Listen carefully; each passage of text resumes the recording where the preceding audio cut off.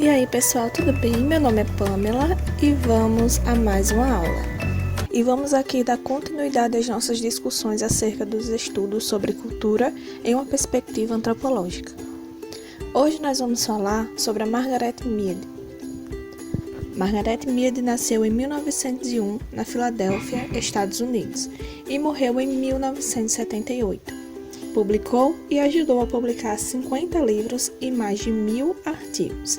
Ela é pioneira nos estudos de gênero, na antropologia e em estudo de campo e em utilizar câmeras e registro de imagens para pesquisa antropológica.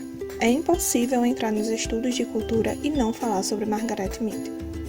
Ela foi aluna de Franz Boas, considerado pai da antropologia norte-americana.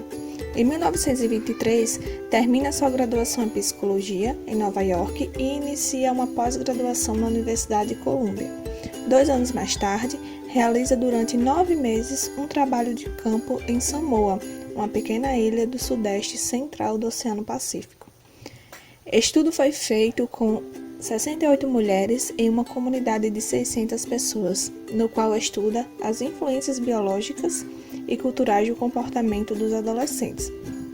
Por que a Margaret Mead foi fazer esse estudo em Samoa?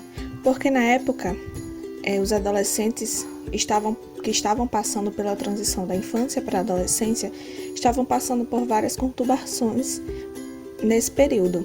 E aí ela queria saber se essas conturbações eram biológicas, eram naturais dos seres humanos ou eram questões culturais.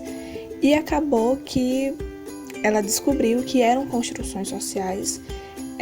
As meninas agiam de forma diferente na ilha de Samoa.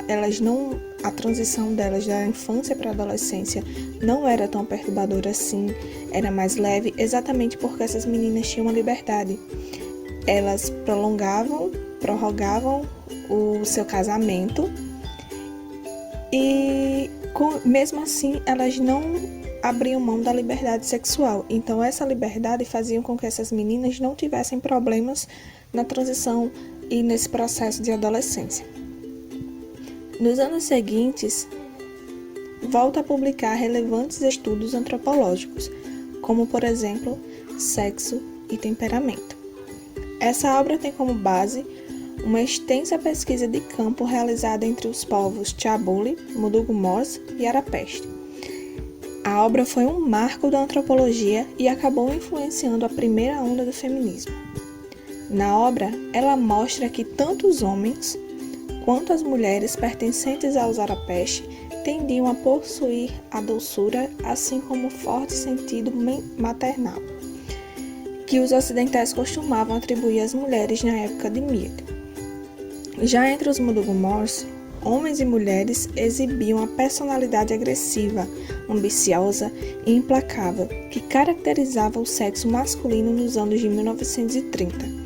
Entre os Tchabuli, por sua vez, havia uma inversão disso tudo, e ao passo que as mulheres eram as parceiras dominantes, os homens eram os dominados. Sendo assim, conclui que sexo não define em nada o temperamento das pessoas, porque a partir desse estudo ela começou a perceber que existiam outros modos de vida e ela mostrou isso em seu livro, que existiam outros modos de vida, que as mulheres poderiam ter outro estilo de vida, poderiam viver de outra forma e não só presa àquela cultura.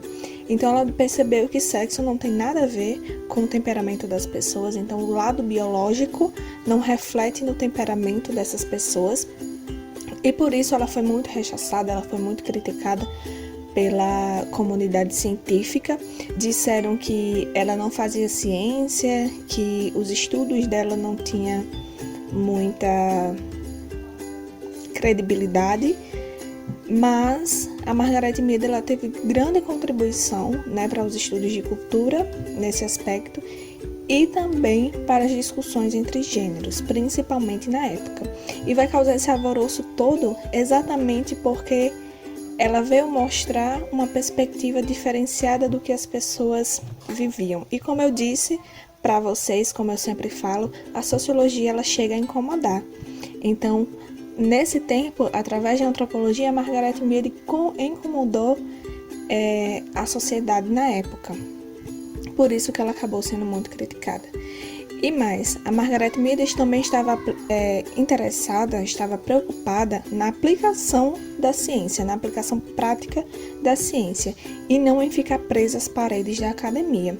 Por isso que o livro dela, Sexo e Temperamento, e a pesquisa sobre Samoa tem uma linguagem fácil para que qualquer pessoa possa ler, principalmente os adolescentes na época.